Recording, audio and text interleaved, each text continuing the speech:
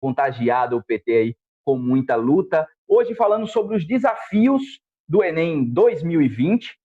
A gente está por aqui com o nosso companheiro Pedro Matias, que é secretário de Juventude do PT da Paraíba, companheira aí Tamara Silva Marinha, grande liderança lá de Bahia, secretária adjunta da Juventude do PT da Paraíba, companheiro Hortêncio Duarte, que é vice-presidente do PT e também é membro da Juventude, e o companheiro Luiz Henrique, que hoje representa todos os estudantes e todas as estudantes também da Universidade Federal da Paraíba, UFPB, ele que é representante do DCE daquela instituição. A gente fica por aqui com vocês, vem chegando, vem acompanhando, né? Você que tá chegando agora, já estou vendo aqui, tem gente chegando com a gente. Vai mandando para os amigos, chama os amigos também para participar daqui da nossa live. Manda a tua pergunta é sempre muito importante, sempre muito bem-vinda. A gente insere ela no debate. Vamos ficar aqui próxima 1 hora, aí, até 8h10, a gente está aqui com vocês, né, conversando, falando sobre os desafios do Enem. No meio de toda essa bagunça que está acontecendo aí, é inevitável, claro que o nosso tema é sobre o Enem, mas é inevitável também a gente falar dessa crise sanitária, de tudo que está acontecendo na saúde, no Ministério da Saúde também, né? Hoje mais uma demissão. É uma bagunça total. Na educação não seria diferente, né? Vem chegando por aqui, compartilha com os amigos. Estamos crescendo já aqui nas nossas lives, né? A gente está ao vivo no Instagram também, a gente está ao vivo no Facebook. Então, chama todo mundo, não tem desculpa para não participar. Não tem desculpa para não acompanhar a gente, porque está no Facebook, está no Instagram, qualquer rede social que você vá nesse momento, a gente vai estar lá, vai estar querendo conversar com você, né? Querendo compartilhar ideias com vocês, né? Eu já apresentei eles e ela, né? Que participam aqui com a gente hoje. Companheiro Pedro Matias, secretário de Juventude do PT da Paraíba, é o primeiro que eu chamo para falar com a gente aqui hoje. Pedro, boa noite. Antes de mais nada, deixa eu já que lançar a pergunta, você cumprimenta o pessoal aí que está nos assistindo, já responde a pergunta também, tá? Já vamos iniciar o debate. É que as datas do Enem 2020 estão mantidas, né? Está tudo mantido para os dias 1º e 8 de novembro, né? O que é que a gente pode esperar, na tua opinião? E aí, claro, a gente vai abrir para cada um dos participantes, cada uma também. Na opinião de vocês, né? Começando com o Pedro, como essas decisões interferem nesse processo de inclusão, que foi exatamente o motivo para se criar o Enem. O Enem foi criado exatamente com esse objetivo, né? De tornar a inclusão na universidade cada vez mais democrático, através, inclusive, da isenção de taxa de inscrição de um único vestibular, né? Tudo se resumiria a um único vestibular, não a séries de vestibulares que gastam muito mais aí, tiram muito mais a renda do trabalhador, da trabalhadora, das famílias brasileiras, né, de um modo geral. Pedro, muito boa noite para você, companheiro Pedro Matias. Participa com a gente agora. Boa noite, Geri. Boa noite a todos os telespectadores. Eu quero saudar os companheiros que estão com a gente nessa live, saudar a Marinha, saudar o Luiz Henrique, representante do DCE da Universidade Federal da Paraíba, saudar o companheiro Hortêncio, vice-presidente do PT da Paraíba, e, obviamente, saudar você que está nos acompanhando nessa noite. Geri, é um tema muito, muito importante e salutar nesse momento que estamos enfrentando, que estamos vivendo, os desafios do Enem 2020. Né?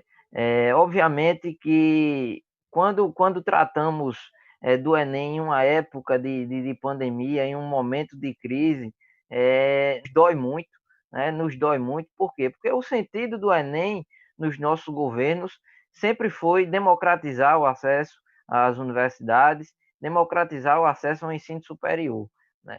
E quando nós entramos em uma pandemia, com todas as escolas públicas paradas, a educação parada, não tem mais condições de ter aquela troca de relação do aluno-professor na sala de aula, Nós entramos num processo de abertura do Enem dentro desse cenário, nos dói muito. Nos dói porque o futuro da juventude brasileira, o futuro da juventude da classe trabalhadora, permanece um pouco atrapalhado, fica um pouco atrapalhado, porque nós estamos entrando, né, numa realidade totalmente adversa para se fazer o Enem, né? Totalmente adversa para se fazer o Enem, principalmente para aqueles jovens e para aqueles estudantes que são provenientes da classe trabalhadora e das camadas populares da sociedade, que vivem na zona rural, que vivem nas periferias dos grandes centros urbanos e que estão inviabilizados nesse momento de ter um ensino completo, um ensino qualificado e um ensino que lhe capacite a enfrentar uma prova me fugiu a palavra, dessa importância que é o Enem. Né? Porque o Enem hoje é de barreiras, um rompimento de fronteiras. Você sai do ensino médio, né, e da educação média e básica para entrar no ensino superior, para adentrar nas portas da universidade, para ter uma expectativa de formação profissional para o seu futuro.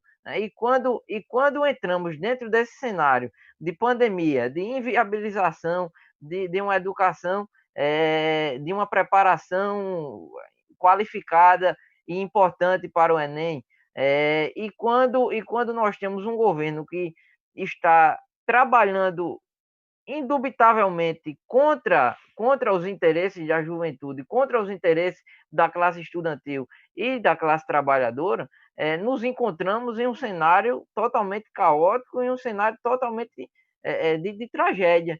Eu acho que essa é a palavra que eu tenho que usar hoje aqui.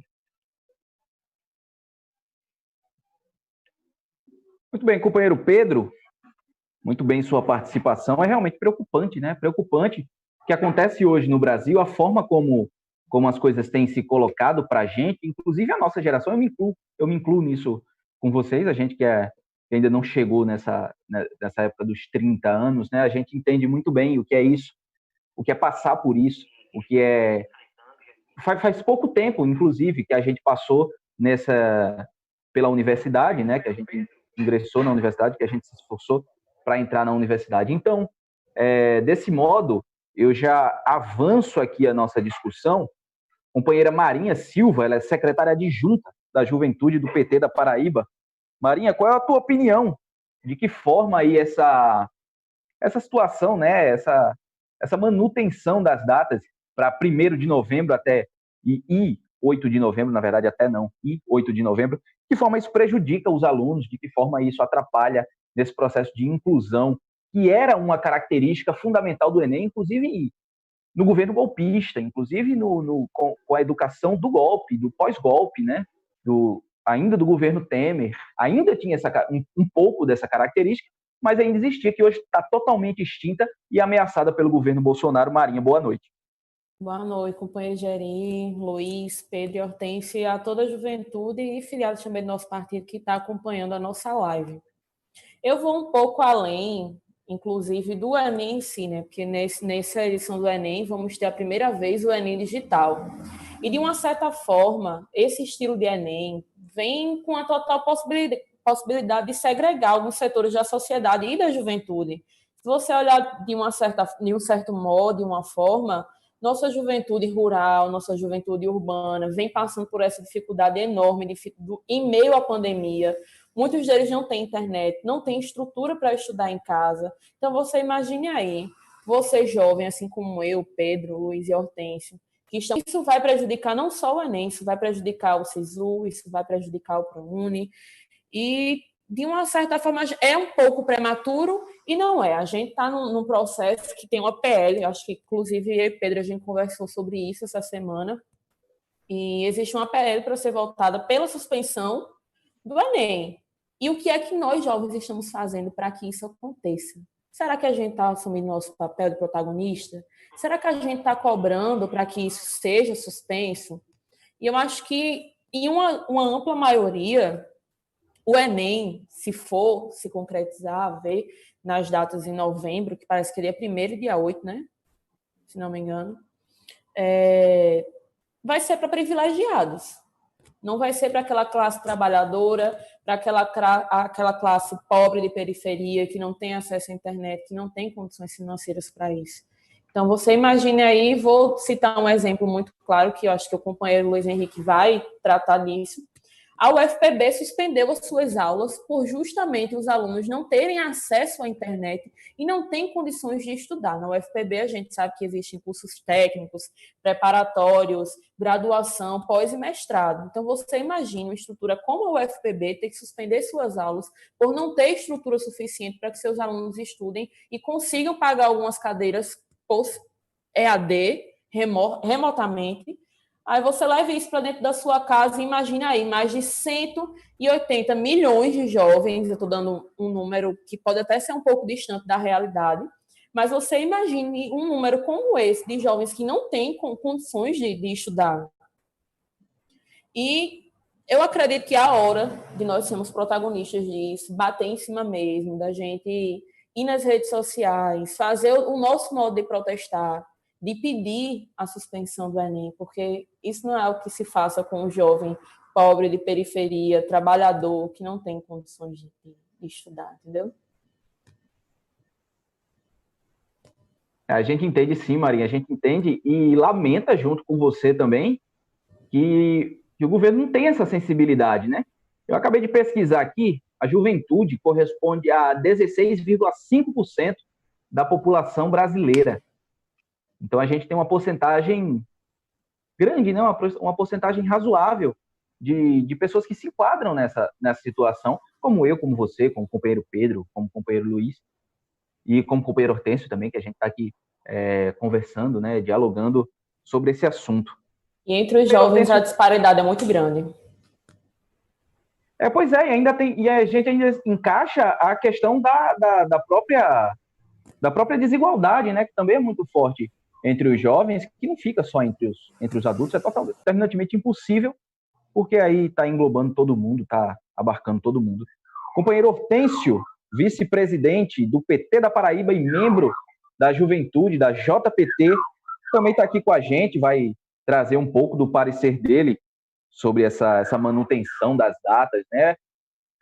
Boa noite, companheiro Hortêncio, o que é que você acha aí qual é a sua opinião sobre essa decisão, né? Como é que se interfere nesse processo de inclusão que acontecia através do Enem?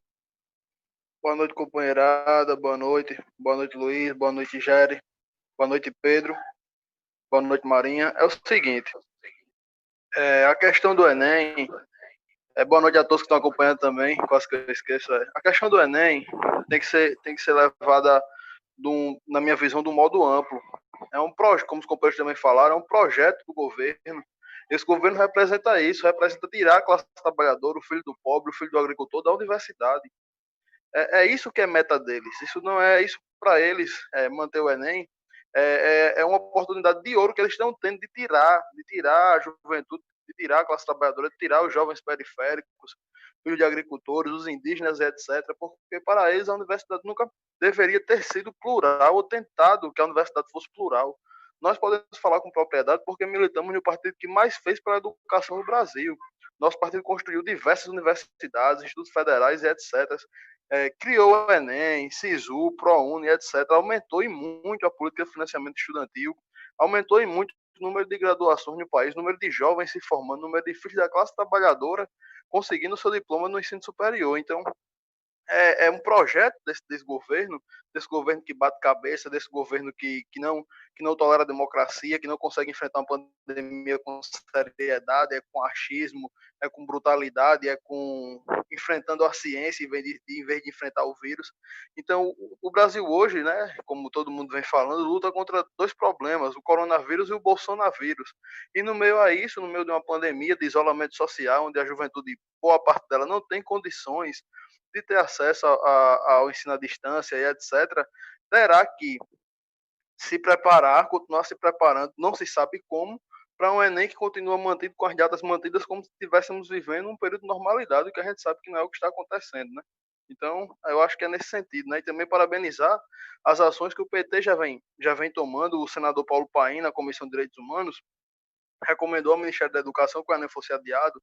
A deputada Natália Bonavides e o senador Jean Paul Prates, né, do Rio Grande do Norte, né, ambos nossos companheiros de partido, também entraram com a PL, né, nesse sentido. Ou seja, nós temos, o PT tem combatido, mas tem que endurecer o tom junto com a juventude do Brasil inteiro para que o Enem seja adiado, porque nós não estamos vivendo um tempo de normalidade.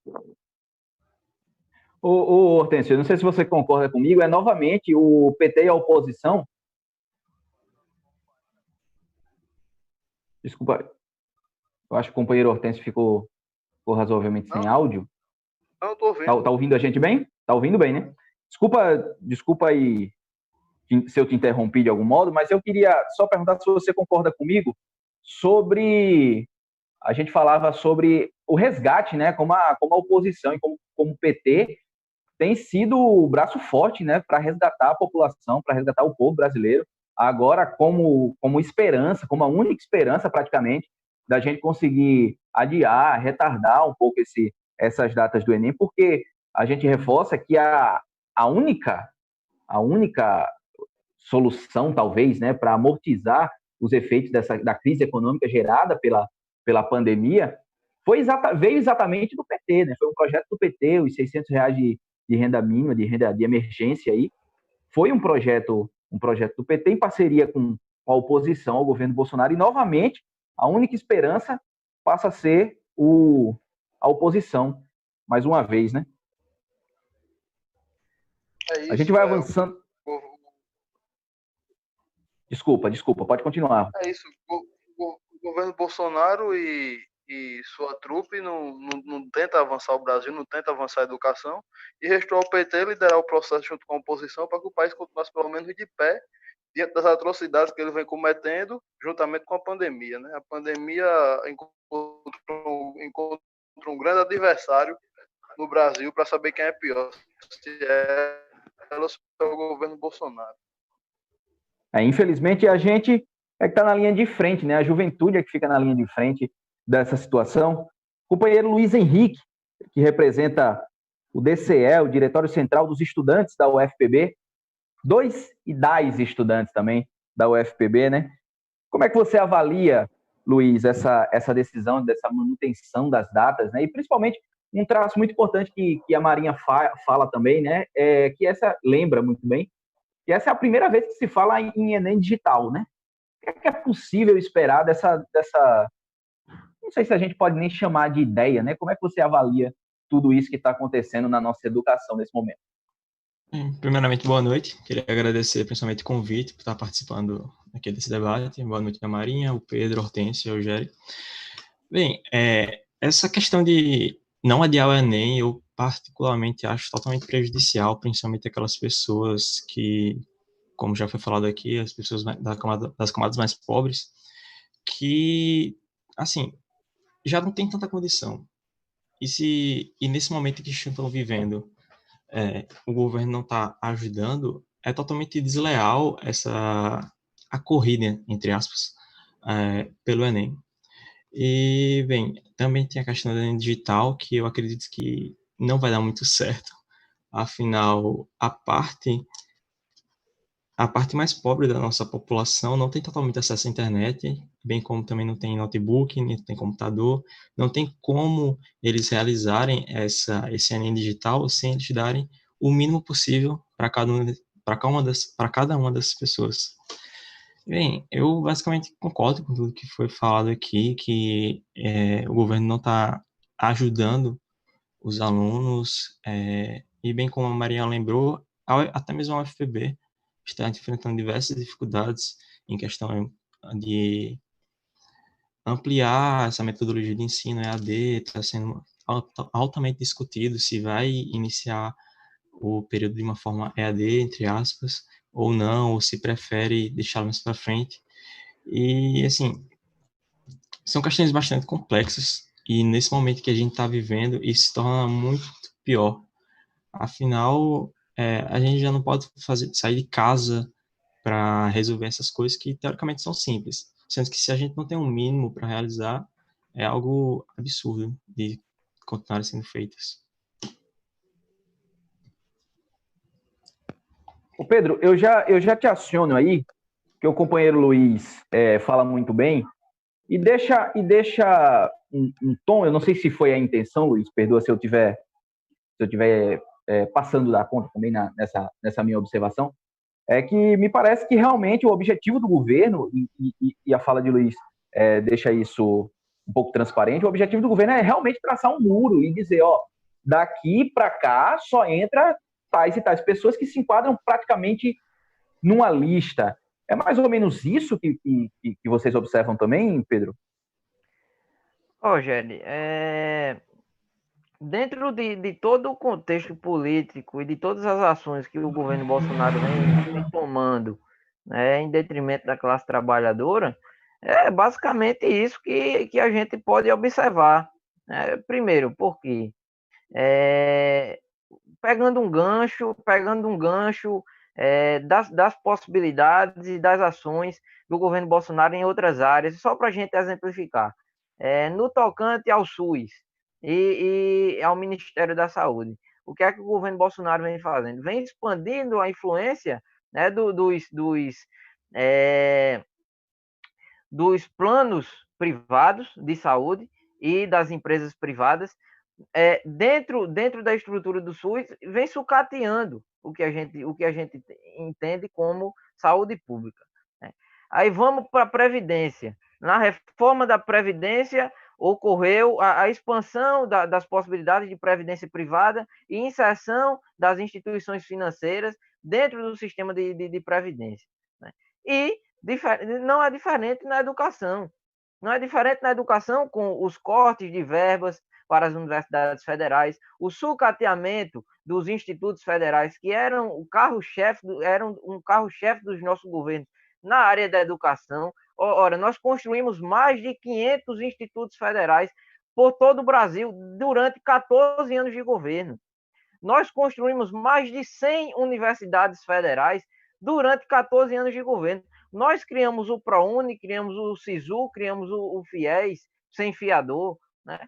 Então, são programas que nós criamos, e nós criamos também o Enem. O Enem, na formatação atual que ele tem hoje, que expande. Eu sou fruto do Enem, Marinha é fruto do Enem, Hortêncio é fruto do Enem, Luiz Henrique é fruto do Enem, e outros milhões e milhões de brasileiros, de estudantes brasileiros, que são frutos do Enem. Estudantes que são provenientes das periferias, da zona rural, que são provenientes da classe trabalhadora.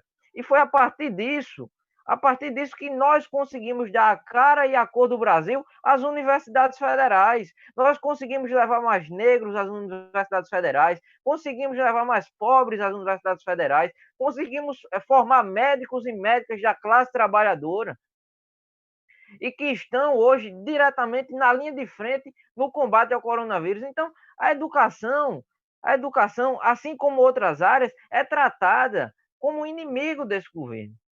E uma das táticas de tratar a educação como inimigo desse governo é criar segmentos e sectarizar o Enem, porque o Enem, da forma digital, eu acabei de fazer uma pesquisa, cerca de 60%, apenas 60% dos lares do Brasil têm acesso à internet.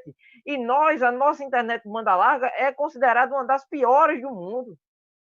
Então, como nós iremos aplicar uma prova digital com cerca de apenas 60% dos lares do Brasil com acesso à internet? E o restante dos 40%? Será que o restante dos 40% não tem estudantes? Não tem gente que está interessada em fazer o Enem? Não tem gente que está interessada em adentrar nas universidades públicas? Então, isso tem que ser bem observado. Hortêncio trouxe aqui a questão da PL que foi apresentada pela deputada Natália Bonavides e pelo senador Jean Paul Prats, a PL 2556, aprovada essa semana, aliás, apresentada essa semana pela deputada Natália Bonavides, que propõe-se a suspensão do Enem até que o ano letivo volte à sua normalidade. Então, eu acho que o PT, juntamente com os partidos da oposição e juntamente com outros partidos deve engrossar o couro dessa PL. Eu quero abrir um parêntese aqui, que a defesa do adiamento do Enem não é feita apenas pela oposição. Recentemente eu vi um post do deputado Pedro Cunha Lima, do PSDB, defendendo o adiamento do Enem. Então, não é uma coisa que é restrita à oposição, não é uma pauta que é apenas do PT, é uma pauta de quem entende de educação, de quem entende, né, que a educação é o caminho e que o Enem é uma das ferramentas mais importantes do acesso da classe trabalhadora e dos estudantes às universidades, ao ensino superior. Então, isso tem que ser bem observado, temos que romper nesse momento as linhas ideológicas e as linhas partidárias para expandir o foro, né, pelo adiamento do Enem, se for necessário entrar com ação no Supremo Tribunal Federal, buscando alguma forma de vetar, aliás, de barrar que o Enem seja feito na data que o Ministério da Educação está propondo, né, dentro de todo esse cenário de pandemia. Então, nós temos que buscar todos os meios necessários para que possamos garantir um pouco de segurança jurídica e um pouco de perspectiva para a classe estudantil, para aqueles que estão no terceiro ano do ensino médio, que agora têm a oportunidade de fazer o Enem e, a partir da normalidade dessa pandemia, adentrar no ensino superior com qualidade, com a educação totalmente à disposição dos filhos da classe trabalhadora. É isso, gente. É realmente muito, muito importante esse ponto de vista, porque retrata realmente que tem um tom um pouco perverso mesmo do governo Bolsonaro em traçar esses limites, né, para parcelas da população. A gente vê a companheira Marinha, que agora eu chamo para conversar com a gente, é da área de saúde também, estudante da área de saúde, e deve ter acompanhado também quando o próprio Bolsonaro disse que deu aquelas declarações sobre a pandemia, né, que vai morrer alguém, vai morrer um outro velhinho e tudo mais, quase que como se estivesse tentando, como uma planta que a gente corta os galhos excedentes, né, como se a nossa sociedade fosse exatamente isso, exclusiva, tivesse que cortar, aproveitar a pandemia, né, para cortar alguns galhos aí excedentes, que não é bem por aí, né, Marinha? Na educação também acontece isso, você avalia como Pedro também? Avalio como Pedro, e eu quero até lembrar uma certa frase do presidente do país, onde ele fala, onde um jornalista pergunta para ele que estava havendo várias mortes e o que é que ele achava disso. E a resposta dele foi: e daí? Eu sou Messias, mas eu não faço milagre. Então a gente tira por aí. Ele está suicidando cada vez mais. A gente viu hoje que mais um ministro, com 27 dias após assumir, renuncia ao próprio cargo, porque não aceita os desmandos desse presidente. E ele cada vez mais parece que ele quer que a população inteira do Brasil morra e ele fique sozinho governando o país para ser só dele e dos filhos dele. Então, de certa forma, é muito errônea. Sigo o pensamento do companheiro Pedro, sigo o pensamento dos demais companheiros que falaram anteriormente. E eu acho que, sim, essa pressãozinha aí não é só dos deputados de oposição, mas em situações também. Acredito que o Enem só deva ser feito após o retorno das aulas, do semestre letivo, que também acredito que isso ainda vai durar um pouquinho mais. Essa pandemia vai se estender mais um pouco, porque o povo do nosso país, uma boa parte de seguidores do presidente, não estão seguindo as normas, não estão seguindo as indicações dos seus governos de estado para ficarem em casa. Então, quanto mais as pessoas saírem de casa, quanto mais os pobres saírem das suas casas atrás de comida, atrás de trabalho, que de uma forma ou de outra eles estão se desesperando também para levar comida para si, para os seus filhos que estão passando necessidade. Aí já entra também a questão do auxílio emergencial, que eu chego até a dizer que, por um lado, foi muito bom. Por outro, expôs muito a nossa população, expôs muito o nosso povo, ainda mais a essa pandemia, o Covid-19. Então, acho que, provavelmente, acredito eu, né? Se não houver uma pressão popular em cima dos deputados, e para que os deputados também façam uma pressãozinha lá em cima, não vai haver adiamento. Quero acreditar que sim, que haja. E esse é o nosso papel, junto com a UNE, junto com a UBS, da gente ir cobrar isso.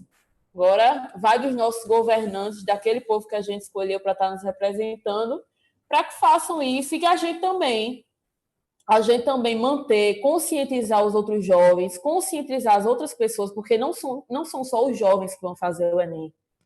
Eu já estou na Universidade Federal, como assim os outros companheiros também, mas tem outros que querem fazer de forma de teste, outros que querem fazer, talvez, até só para ver como é a prova, né? Mas eu acho que é isso. Marinha, você fala também da questão de não obedecer, né, a pandemia, perdão, o isolamento social, né, que muito desse grupo tem feito. A gente lembra também que quando tudo isso começou, quando o isolamento começou com o projeto, com a ideia, a intenção de que tudo pudesse voltar ao normal, agora na metade de maio, né?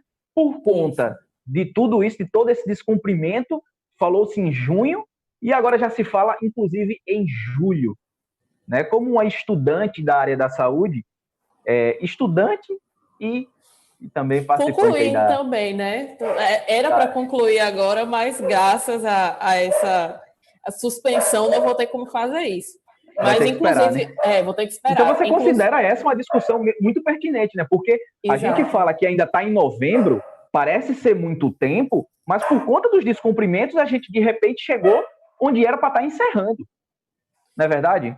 Verdade. Eu vou pegar, inclusive, uns dados aqui que foram divulgados hoje pela Secretaria de Saúde do Estado. Desde o dia 1º de maio ao dia 16, que é a previsão deles, a gente vai ter um aumento considerável do dia 13 ao dia 16 de 1.000 casos, 1.000 novos casos. E a gente praticamente já está quase beirando isso, porque as pessoas estão saindo de casa, as pessoas não estão cumprindo o isolamento. A curva que tão falado pelos ministros, pelo Mandetta e por esse outro que entrou agora, seria em abril. Nelson anunciou, eu chamo mais de espanta. Que já saiu, né? Que já saiu. Agora é o general, interinamente. Mas disseram que a curva seria em abril. Depois disseram que a curva seria agora em maio. Realmente, a curva está se iniciando agora. A gente vai estar num pico que, se as pessoas não permanecerem em casa, a tendência é piorar. E quanto mais saírem, quanto mais forem conversar, caminhar, procurar ir para o supermercado sem necessidade muitas vezes, e vai aumentando. Porque se uma pessoa contaminada ficar em casa, vai evitar que 10 sejam contaminadas. E as pessoas ainda não tiveram a consciência disso. Não tiveram a consciência da grandiosidade do que é esse vírus e de quanto ele está sendo letal. Eu peguei alguns dados, inclusive eu estava estudando sobre isso hoje. A gripe espanhola chegou a matar, naquela época que foi de 1912, mais ou menos por aí, chegou a matar mais de 50 mil, foi 50 milhões de pessoas. Naquela época, você imagine isso agora, mundialmente, a gente vê os Estados Unidos, que está saindo da curva agora, que já está na segunda fase de mandar o pessoal sair do isolamento. Eu acredito que da forma que está sendo levada, com o presidente suicida que a gente está tendo aqui no país, a gente só consiga, talvez, diminuir esses números em agosto. Talvez. Se ele tivesse pensado em endurecer, enrijecer esse isolamento social no início, lá para o final de abril,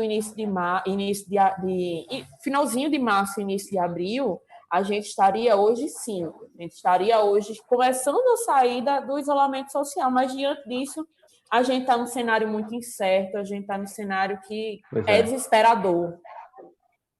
Pois é, desesperador porque falta comando, né? Eu não sei se o companheiro Hortêncio concorda com a gente nessa pontuação. A gente fala de novembro como se fosse muito distante, né, Hortêncio? Mas, pelo andar da carruagem, é logo ali, né? Como é que você avalia esse advento aí, essa transcendentalidade aí, essa coisa maluca que foi essa ideia do Enem digital? Como é que você avalia isso nesse processo? O companheiro Hortêncio está ouvindo a gente? A gente não está te ouvindo. Isso. Desculpa, eu tenho mantido o microfone desligado. Acontece. Eu acho que todas essas medidas, tanto a de manutenção da data, como a de Enem digital e etc., serve mais como um processo de exclusão, é um processo deliberado de exclusão de um Ministério da Educação que tem um discípulo de Olavo de Carvalho, um terraplanista, que acha que a Terra é plana, que tudo é conspiração comunista, que não conseguiu superar a Guerra Fria, enfim.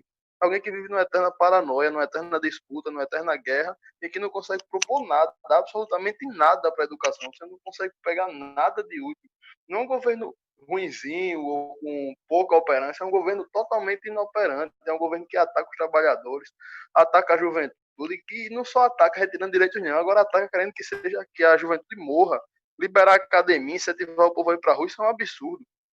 É um presidente genocida que quer que o povo morra, que não está nem aí, que tripudia da dor de milhares.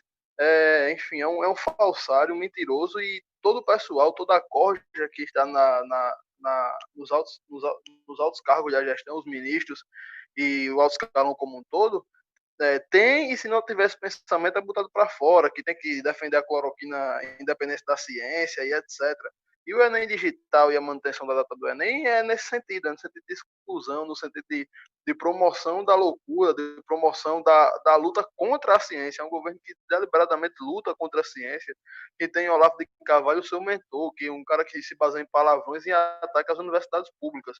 Então é um governo pautado nisso. Isso não é algo que aconteceu, é um governo que tem isso como pauta e volta a dizer, caiu como uma luva para o intento do governo de destruir a educação pública, destruir a universidade pública, voltar que só os ricos possam se formar no Brasil. Isso foi maravilhoso para o governo federal, a pandemia, porque o intento dele sempre foi, e vai continuar sendo quando superarmos esse momento, de restringir a classe trabalhadora a subemprego, a precarização e etc., a condições de vida desumanas, porque é isso que o governo defende, é isso que o governo quer, e aí ele não tem isso como um erro. Isso para eles é um acerto, isso para eles é uma pauta. Eles traçaram essa meta e vão buscá-la a qualquer custo. Companheiro Luiz, companheiro Hortêncio trouxe aí uma pontuação bem interessante, né? Que esse governo, toda essa ala do governo aí, é formada por um pessoal que luta contra a ciência, né? Então, a universidade, que é exatamente o centro da ciência do país, é sempre o alvo desses ataques, majoritariamente, tanto do próprio Bolsonaro, né, do clã Bolsonaro, de um modo geral, quanto do próprio ministro da Educação. O ministro da Educação ataca deliberadamente as universidades. Agora ataca o vestibular, a forma de ingresso nas universidades. De que forma a gente é possível resistir? Aliás, eu queria saber se você acha, primeiro, que é possível resistir a isso, né? E depois, de que forma é que a gente faz isso? Como é que a gente consegue resistir a todos esses desmandos, a todos esses ataques? Traz esperança para a gente, Luiz.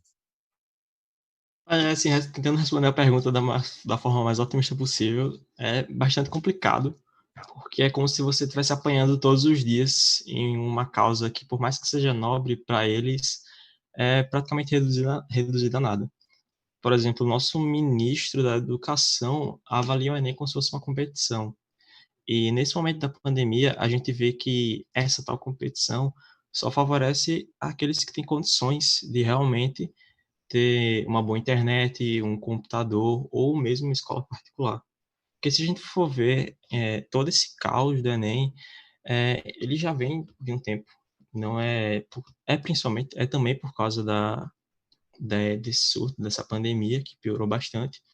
Mas o fato de não ter tido tantos investimentos assim em relação às nossas escolas públicas e na nossa educação, de uma forma geral, isso só fez com que essa competição, vou continuar repetindo esse termo porque foi algo que ele falou que eu achei particularmente um absurdo, tratar isso como competição, aquilo que deveria, na verdade, ser para união de todos os jovens, né, que querem ingressar no ensino superior.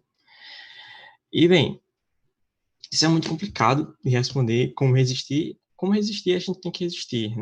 A gente não pode desistir, na verdade, disso, porque são ataques feitos rotineiramente, continuamente.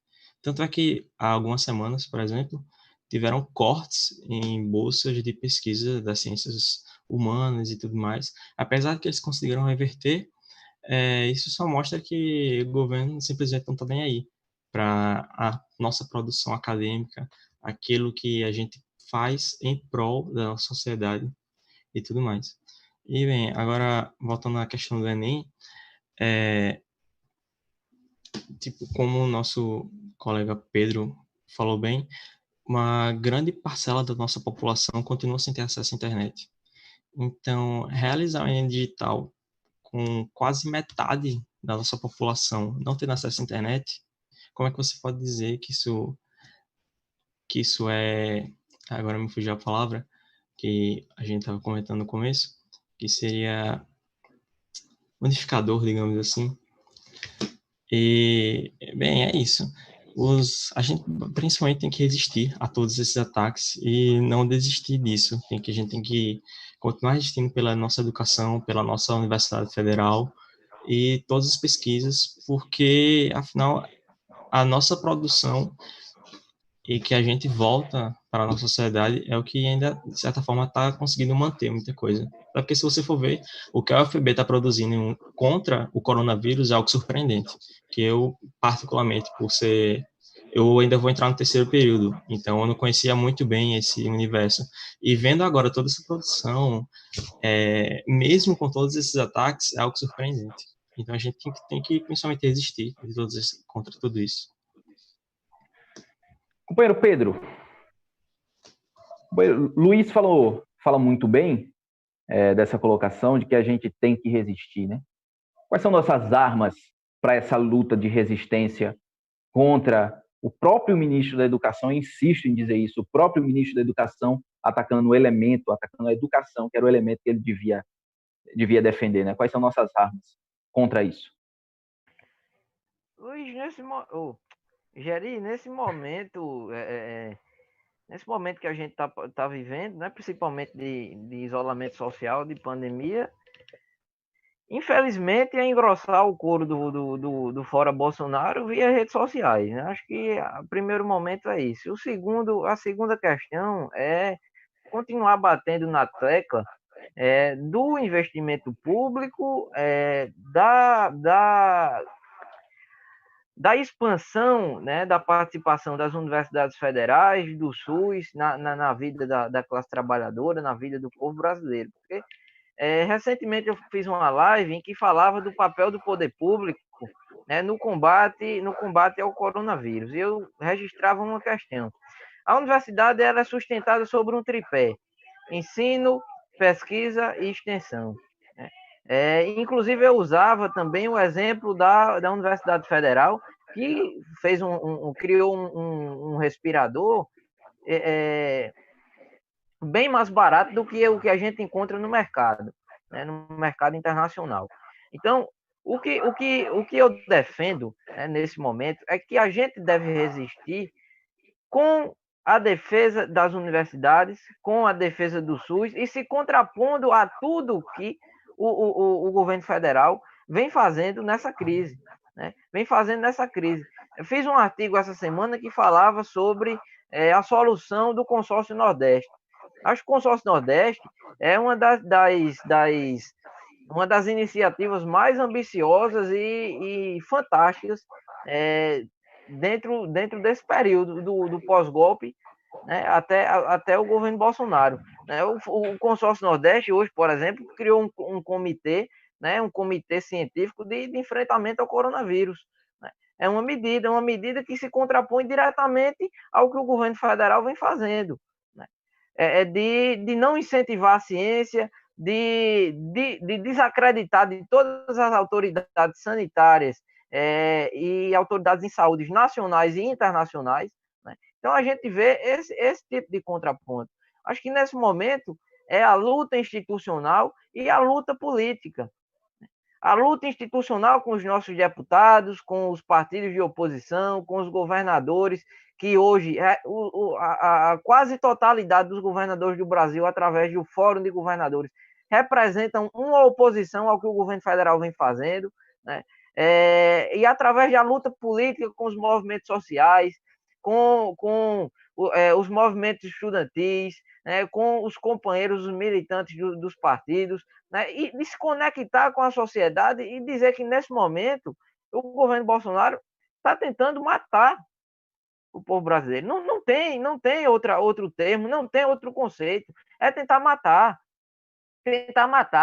Tentar diminuir a fila do INSS, matando os mais idosos, querendo flexibilizar o isolamento social.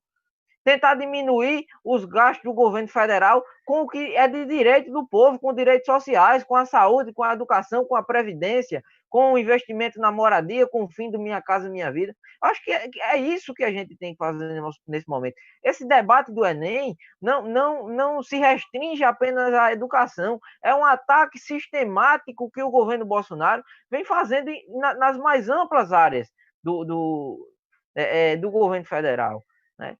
Então, é isso. Acho que nesse momento, o que nos resta é engrossar o couro do fora Bolsonaro.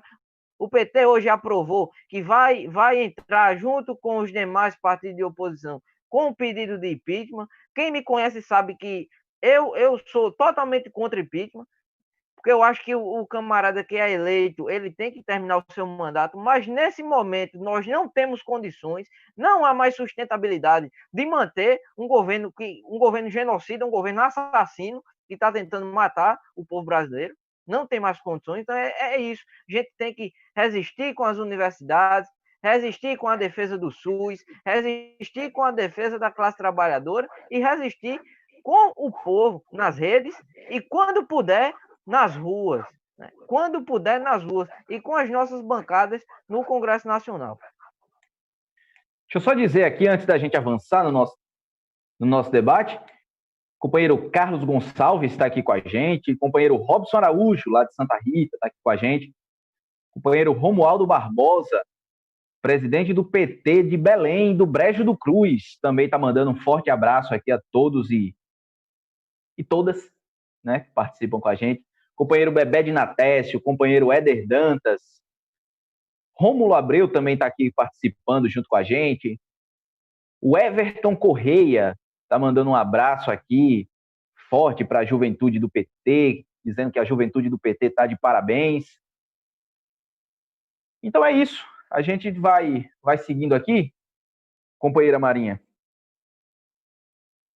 o que é que você acha? O que é que você acha desse processo de resistência, né? Como é que você que está em duas frentes, né? Está na frente da saúde, está na frente da educação também como estudante.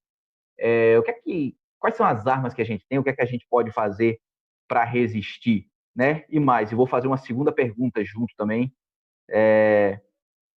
Qual o teu posicionamento sobre a interrupção desse mandato, desse governo Bolsonaro? O que é que você acha disso tudo, Marinha? No caso, tu fala do impeachment, né? Isso.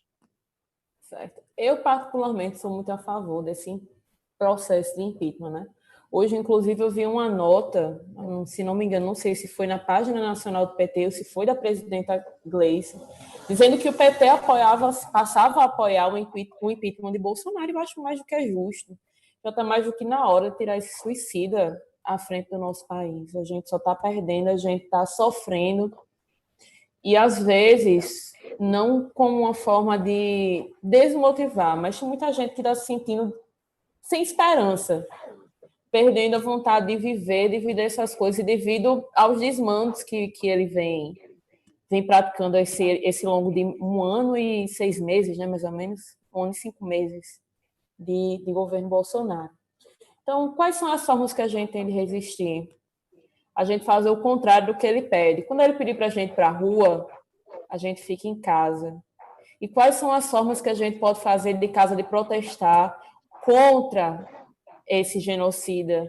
A gente pode ir para as redes sociais, a gente pode conversar com os nossos amigos, a gente pode montar uma rede de resistência contra os desmandos de Bolsonaro. Então, mais uma vez, eu repito, a gente deve ficar em casa, a gente deve, sim, lutar contra, mas do nosso jeitinho, sempre continuar acreditando e puxando um pouco para a área da saúde. Tem muita gente sofrendo mentalmente com isso que está acontecendo. Dia após dia, são várias reportagens negativas, várias matérias negativas. Aí vem o presidente todo dia pela manhã atacando os jornalistas do nosso país. E você fica meio desacreditado, mas eu digo que resista, persista, que nós viremos viver um tempo melhor, um pouquinho mais à frente, um pouquinho de paciência. Eu acho que logo tudo isso vai passar e a gente vai estar novamente caminhando lado a lado, protestando na rua, de mãos dadas. Então, acho que é isso, Jeri.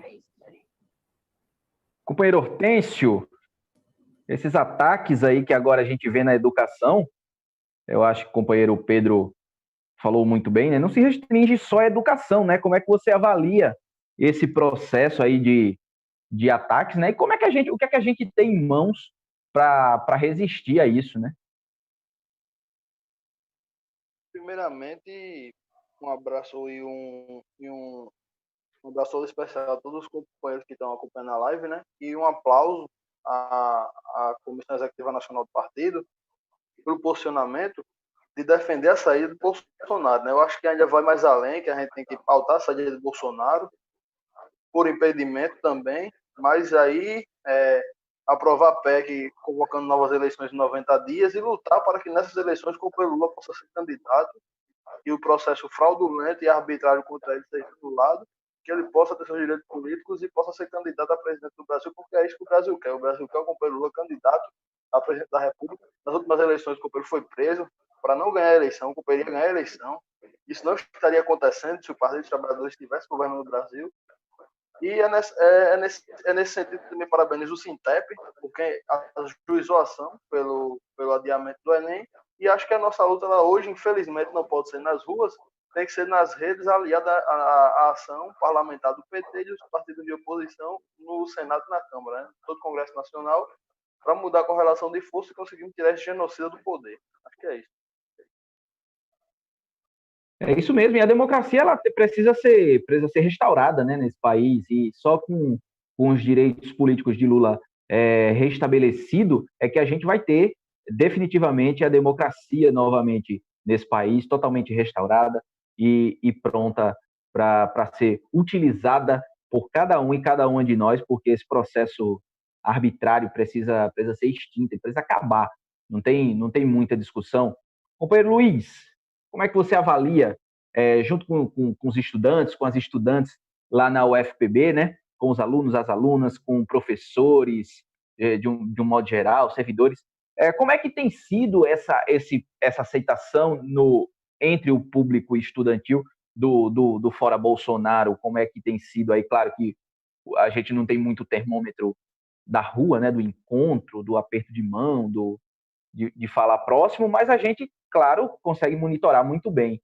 Como é que você tem observado esse grito por liberdade pelo Fora Bolsonaro? Olha, de uma forma geral, os alunos, a gente sempre vai querer lutar por a nossa educação, e já que ele está vindo contra, obviamente, todos nós estamos contra tudo isso. Tem diversas postagens, até mesmo no Instagram do DCE, quem quiser ir lá seguir, @DCEFPB2020, vocês podem ver que lá mesmo tem diversas hashtags puxando fora Bolsonaro, fora o Weintraub, eu acho que é assim que se pronuncia.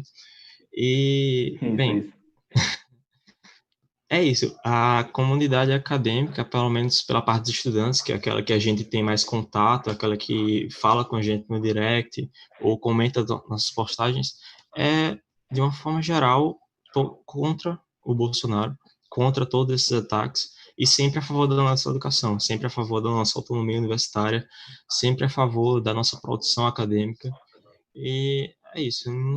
Seria até seria injusto, na verdade, com a gente mesmo, se a gente fosse a favor de um governo assim.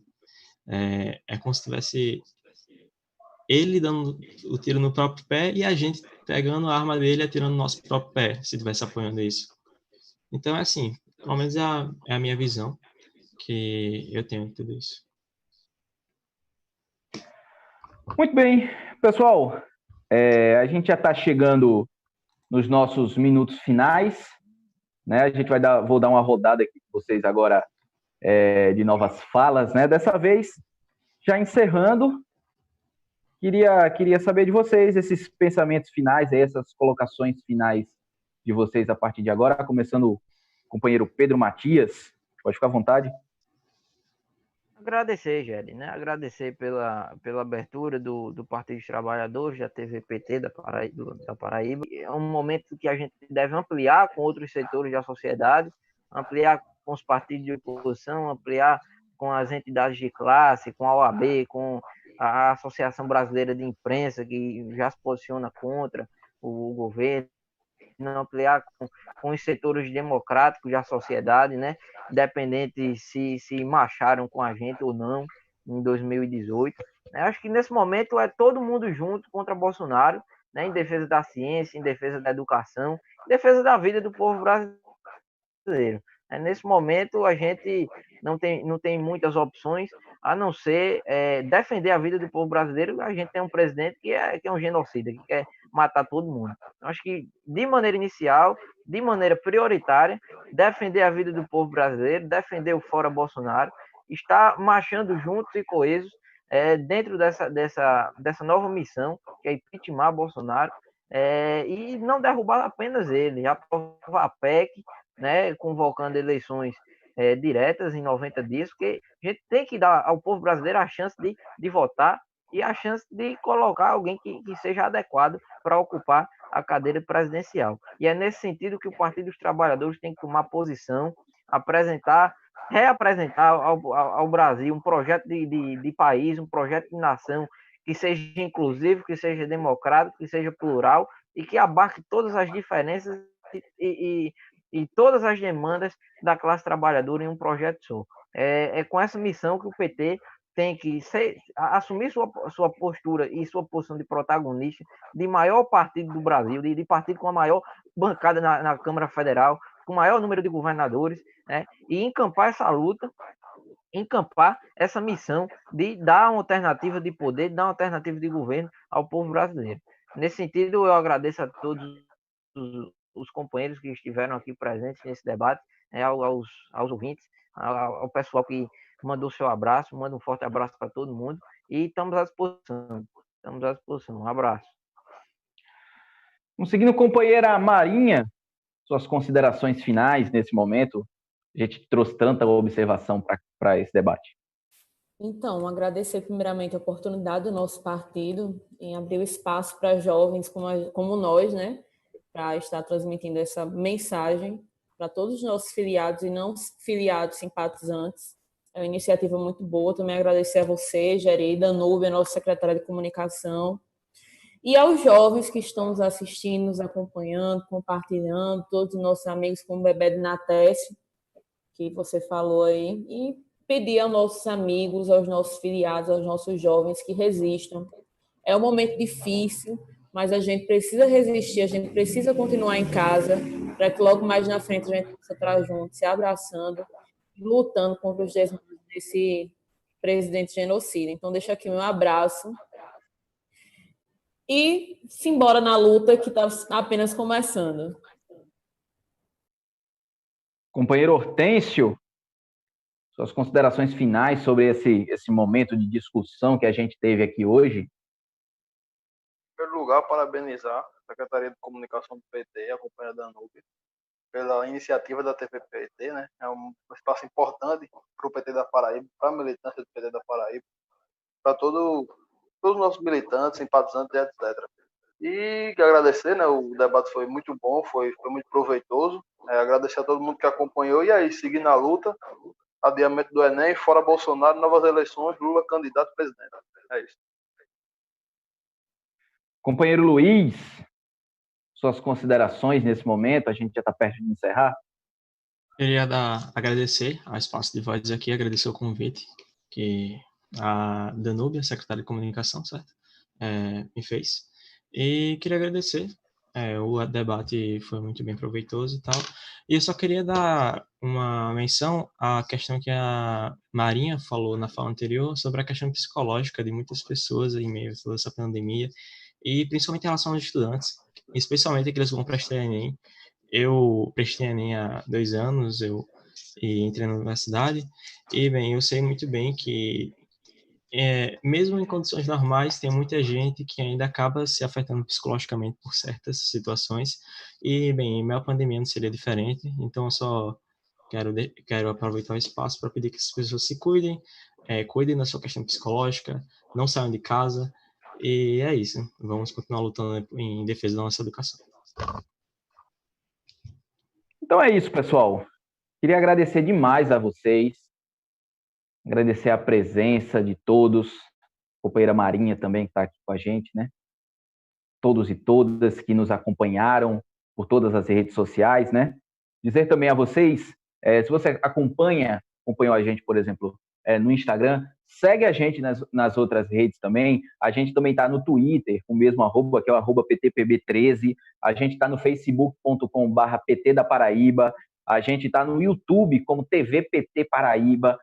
Então segue a gente. Se você assistiu pelo Facebook ou pelo YouTube, já procura a gente no Instagram também, com @PTPB13. E vem seguindo a gente para ter mais informações, para acompanhar outras lives como essa também, né? A gente lembra sempre, reforça os nossos convidados, nossa convidada também lembrou muito bem da participação da Secretaria de Comunicação. Eu sou Géry Júnior, assessor de imprensa do PT da Paraíba, mas junto comigo também tem uma equipe não grande, mas muito esforçada, a gente que está sempre dedicado ao que faz, né? A companheira Danúbia Kelly Dantas, que é a nossa secretária de comunicação, o companheiro Lúcio Andrade está aqui com a gente sempre como suporte técnico, a companheira Isabela Prado, que é da assessoria do companheiro deputado federal Frei Anastácio, que sempre ajuda a gente por aqui também. E mandar um abraço para o nosso presidente Jackson Macedo, que sempre acompanha a gente, sempre que ele pode, ele está aqui com a gente também. Um forte abraço para todos e todas que nos acompanharam. É isso, até uma